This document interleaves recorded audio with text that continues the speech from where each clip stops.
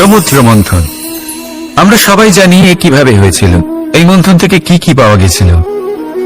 অসংখ্য রত্ন পাওয়া গেছিল, বিষ পাওয়া গেছিল, অমৃত পাওয়া গেছিল। ঠিক সেইভাবেই আমাদের ভেতরেও একটা বিশাল সমুদ্র রয়েছে, যাকে আমরা নাম দিয়েছি মন। যদি এই মনের মন্থন করা হয়, তাহলে এই মন থেকে বিষও বেরোতে পারে আর অমৃতও বেরোতে পারে। তাই মনে রাখবেন, আপনার যে জিহ্বা রয়েছে তা বিষও নির্গত করতে পারে, আবার অমৃত। খারাপ কিছুও করতে পারে, যদিও আপনার মনস্কামনা খারাপ নাও হয়। তাই সবসময় যখন আপনার মুখ থেকে শব্দ উচ্চারণ করবেন, এই মনের মন্থন করে তা করুন। আর আমার সাথে ভালোবেসে বলুন, রাধা রাধা। আপনি কি কখনো শুনেছেন হরিণ সিংহের থেকে পালানোর বদলে তার সাথে লড়াই করেছে? হরিণ সিংহকে আক্রমণ করেছে, কখনো শুনেছেন? কখনো না। কিন্তু এরকম হতেই পারে, এরকম হয়েই থাকে। আর এটা তখনই হয় যখন হরিণের শাবক বিপদে পড়ে। যখন তার সিংহের কবলে পড়ার ভয় থাকে, তখন হরিণীও এসে সিংহের সাথে লড়াই করতে থাকে। কারণ সে একজন মা, আর মা তার সন্তানের জন্য সবকিছু করতে পারে। এ হলো মায়ের স্নেহ, যেটা যত নরম হতে পারে ঠিক ততটাই কঠোরও হতে পারে। আর তার সন্তানের মঙ্গলের জন্য সে ক্রোধের সমস্ত সীমা পার করে তার সন্তানকে রক্ষা করেই ছাড়বে।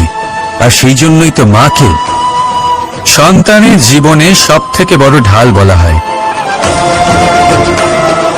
এই মাকে আমার শত কোটি প্রণাম। রাধা রাধা। একে চিনতে পারলেন? একে কুঠার বলা হয়। আপনারা জীবনে কোথাও না কোথাও কোনো না কোনো রূপে এটা দেখেই থাকবেন। একটা ব্যাপার নিশ্চিত, এই কুঠার ছাড়া কোনো বৃক্ষকে কাটতে পারা সরল নয়। এবার আপনি কখনো এটা ভেবেছেন, এই কুঠার এর এই অংশ, এর মুখটাই যদি না থাকে তাহলে কি হবে? এ শুধুমাত্র কোনো বৃক্ষই নয়, তার কোনো ডালও কাটতে সক্ষম হবে না। এবারে ভাবুন, এই শুকনো কাঠের হাতল এ আমরা কোত্থেকে পেলাম? কোনো এক বৃক্ষ থেকেই। সেই ডাল যাকে কেটে ফেলা হয়েছিল এক বৃক্ষকে কাটার জন্য, এই ডালই শস্ত্ররূপে প্রস্তুত।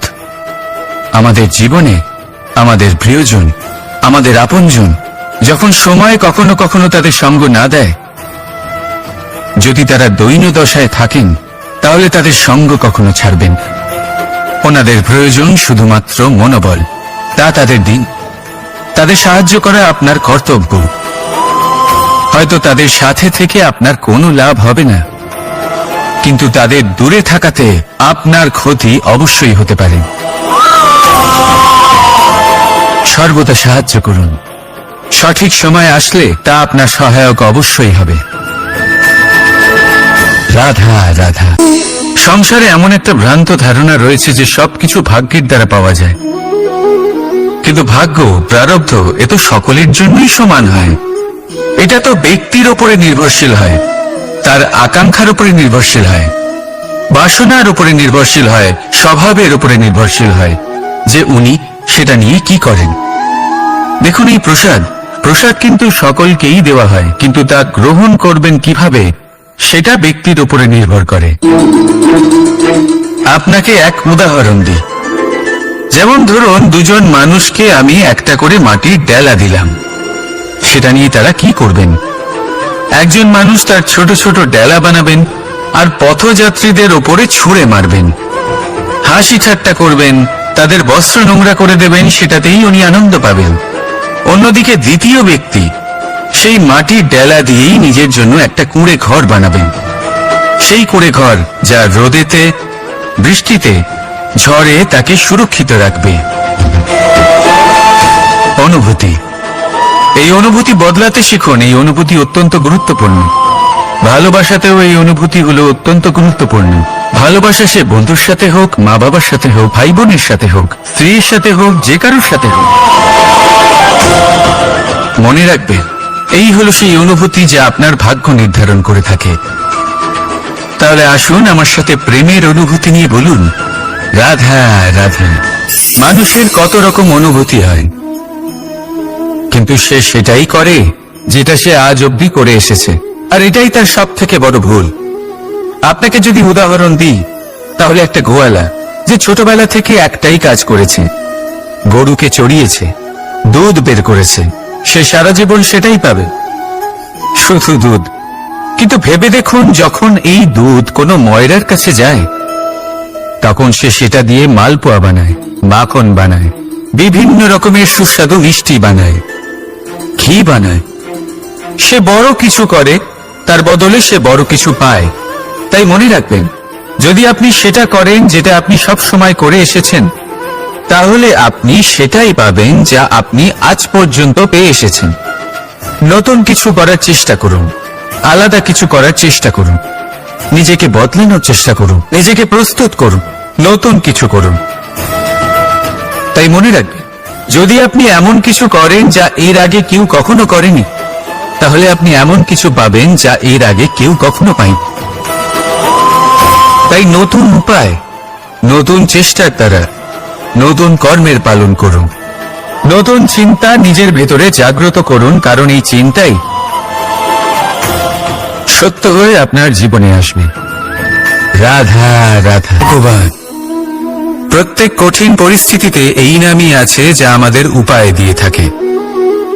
ব্যক্তি যান, ভগবানের পুজো করেন, আরাধনা করেন, ব্রত পালন করেন, মন্দিরে যান, পুজো পাঠ করেন, ভগবানকে জাগিয়ে তোলেন, আর তারপর শুরু হয় সমস্ত প্রশ্ন।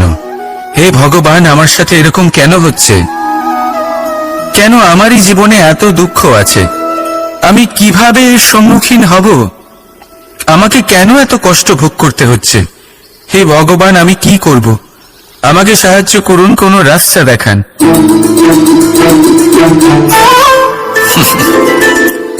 চলুন আমি আপনাকে একটা প্রশ্ন করি।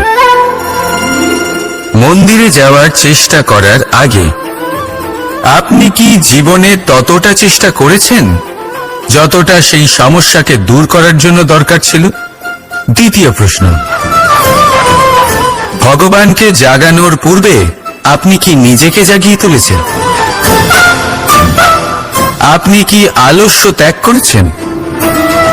তৃতীয় প্রশ্ন, ভগবানকে জিজ্ঞাসা করার আগে আপনি কি নিজেকে জিজ্ঞাসা করেছেন যে আমি কেন এত অসফল হচ্ছি?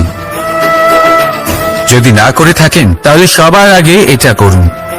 আপনি সমস্ত প্রশ্নের উত্তর পাবেন, সমস্ত বিপদের পরিত্রাণ পাবেন। অন্য কোথাও নয়, নিজের ভেতরে তাকিয়ে দেখুন। চেষ্টা করুন নিজেকে জাগিয়ে তোলার। আপনি সফল অবশ্যই হবেন, কারণ এই পরমাত্মা, ওই পরমেশ্বর, ওই পরব্রহ্ম আপনার মধ্যেই তো আছে। রাধা রাধা। আমাদের মধ্যে বেশিরভাগ মানুষেরই এই অভিযোগ থাকে যে মানুষ তখনই আমাদের স্মরণ করেন যখন সেই সময় আসে যখন আমাদেরকে প্রয়োজন হয়, যখন কোনো কাজ থাকে। যখন এই সময় পেরিয়ে যায়, তাদের কার্যসিদ্ধি হয়ে যায়, তারা আমাদের থেকে দূরে চলে যান, ভুলে যান আমাদের। এবার এই বিষয়ে ভেবে খারাপ অবশ্যই লাগে। এই পরিস্থিতিকেই অন্য এক দৃষ্টিভঙ্গি দিয়ে দেখার চেষ্টা করুন। মনে রাখবেন, মানুষ প্রদীপের সন্ধান তখনই করেন যখন তার জীবনে অন্ধকার থাকে। আপনি প্রসন্ন হয়ে উঠুন, কারণ আপনার কাছে সেই সুযোগ আছে যে কারোর জীবনে প্রকাশের কিরণ আনতে পারছেন, কাউকে সঠিক পথ দেখাতে পারছেন, কারোর সহযোগিতা করতে পারছেন, এই পুণ্য অর্জন করতে পারছেন। কারোর থেকে কোনো আশা রাখার দরকার নেই। যার আপনাকে যতটা প্রয়োজন তাকে ততটাই সাহায্য করুন, ততটাই সবাইকে প্রেম বিতরণ করুন। আর এই প্রেমের ভাব নিয়ে আমার সাথে বলুন, রাধা রাধা।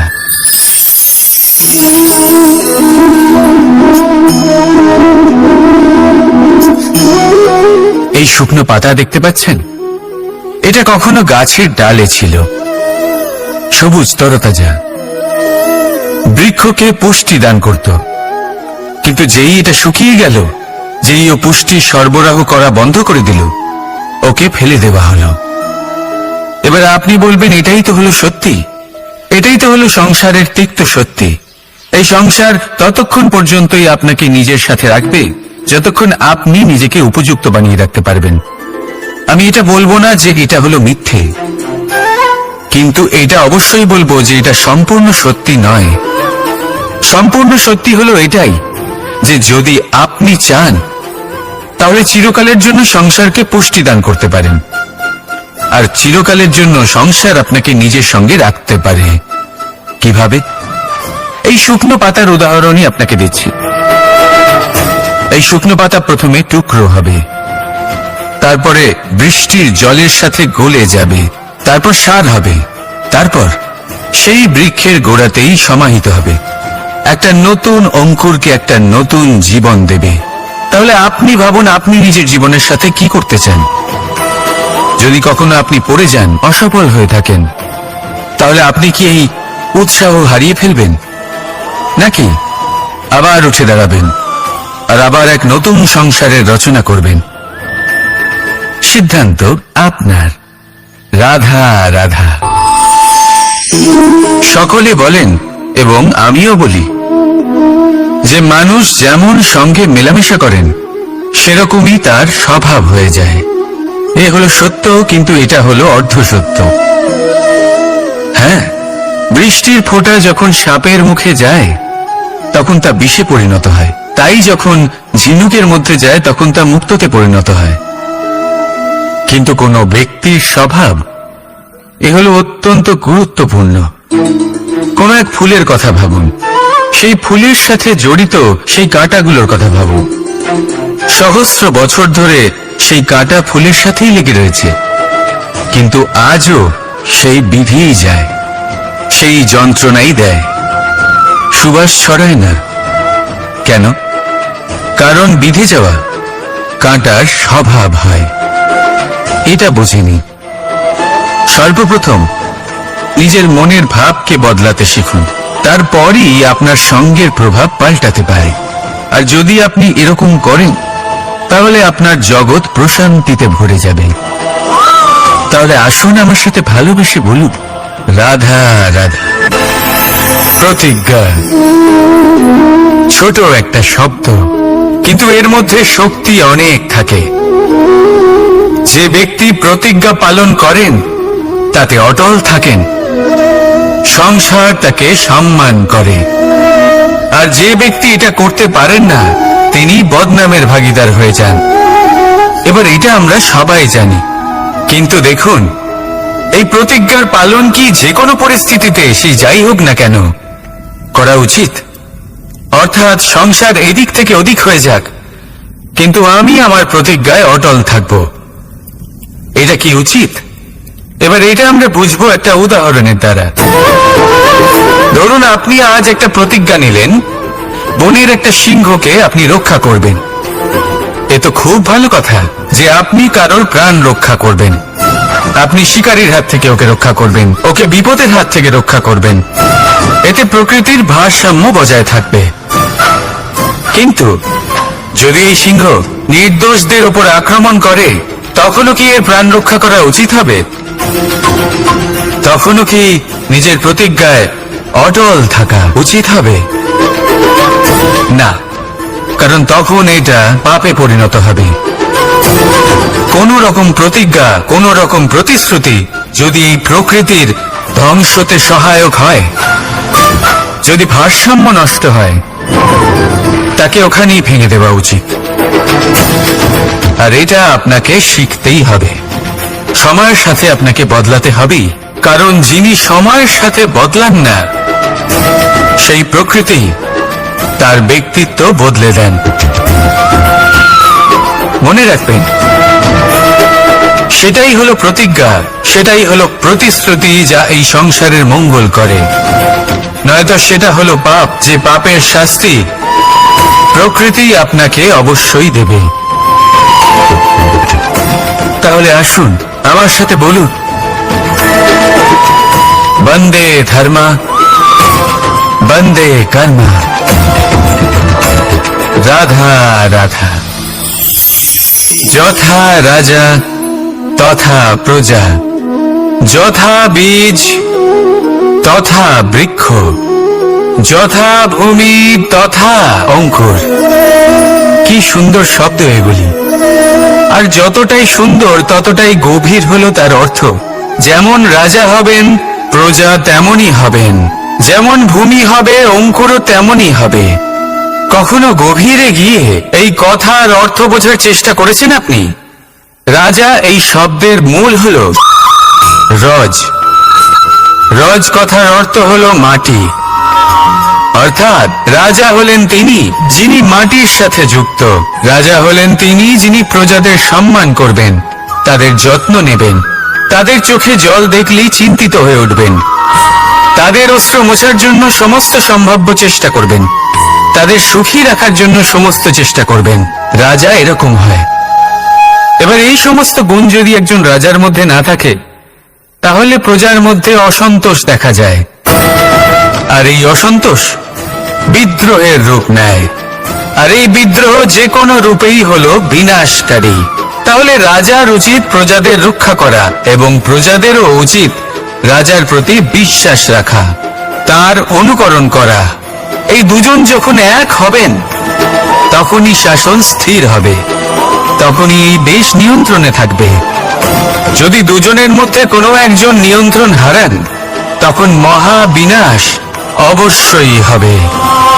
তাহলে রাজা নিজের কর্ম করবেন আর প্রজা নিজের ধর্ম পালন করবেন, আর আমার সাথে ভালোবেসে বলবেন রাধা রাধা। এই বৃক্ষ দেখতে পাচ্ছেন, বটবৃক্ষ।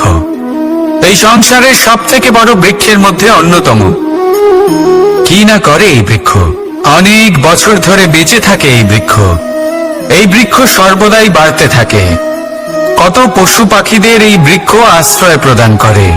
পথ চলতি পথচারীদের এই বৃক্ষ ছায়া প্রদান করে, আশ্রয় প্রদান করে, বিশ্রাম করার জায়গা দেয়, শীতল ছায়া দেয়। বটবৃক্ষ সংসারের সব থেকে বড় বৃক্ষদের মধ্যে একটা বৃক্ষ। এই বৃক্ষের বীজ সর্ষে দানার থেকেও ছোট হয়, কিন্তু তা মাটির মধ্যে সমাহিত হয়ে যায়, নিজের খোলসকে ভেঙে প্রথমবার অঙ্কুরিত হয়, আর তারপরে আস্তে আস্তে আস্তে একটা ছোট্ট বীজ একটা বিশাল বটবৃক্ষে পরিণত হয়। জীবনে যদি সাফল্য পেতে চান, তাহলে এইভাবেই এগোতে হবে। ছোট ছোট পদক্ষেপের দ্বারা এই পথ চলা শুরু করতে হবে। সেই জন্য ছোট কাজ করতে কখনো সংকোচ করবেন না, ছোট কাজ করতে কখনো লজ্জা পাবেন না।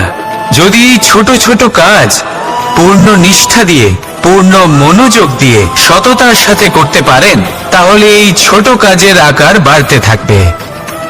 তাই কাজগুলিকে কাজের মতোই দেখতে শুরু করুন।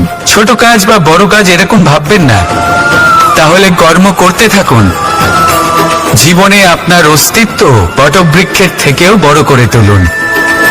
তাহলে আসুন আর আমার সাথে ভালোবেসে বলুন রাধা রাধা।